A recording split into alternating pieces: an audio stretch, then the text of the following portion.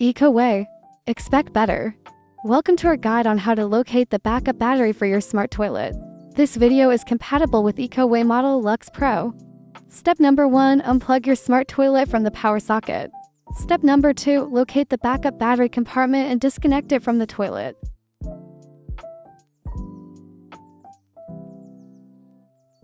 Step number 3. Using a screwdriver, open the backup battery compartment. Step number 4. Remove the old batteries and replace them with the new ones.